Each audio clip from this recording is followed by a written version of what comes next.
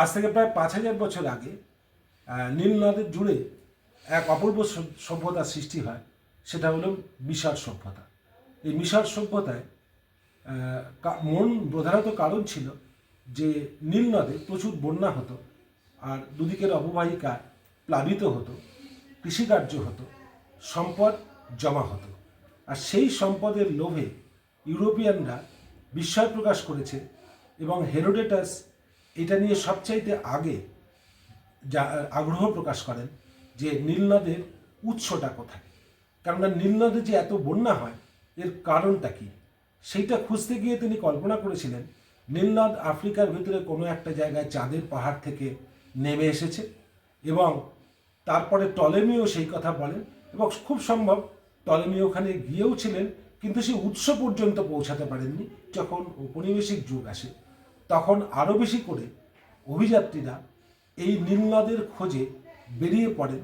তাদের একটা অন্য উদ্দেশ্য ছিল, এক উদ্দেশ্য ছিল ধর্ম প্রচার করা, আর সেটার আড়ালে আর একটা উদ্দেশ্য ছিল আফ্রিকার সম্পদ ওখান থেকে লুট করা এবং যেই আফ্রিকার মানুষদের ধরে নিয়ে এসে দাস বানিয়ে উপনিবেশে মোতায়েন করে তাদের দিয়ে সস্তায় কাজ করানো।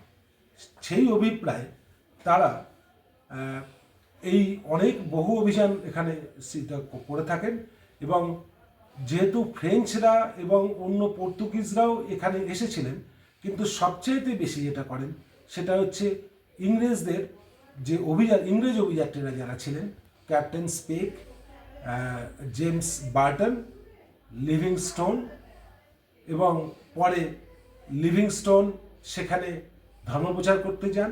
ধর্মপ্রচার করতে গিয়ে সেই মানুষদের সাথে মেশেন, তাদের উপজাতিদের জনজীবন সম্পর্কে জানতে পারেন, সেই তথ্য ইউরোপে তিনি পাঠান, এবং হঠাৎ করেই লিভিংস্টোন একদিন ওখানে নিখোঁজ হয়ে যান।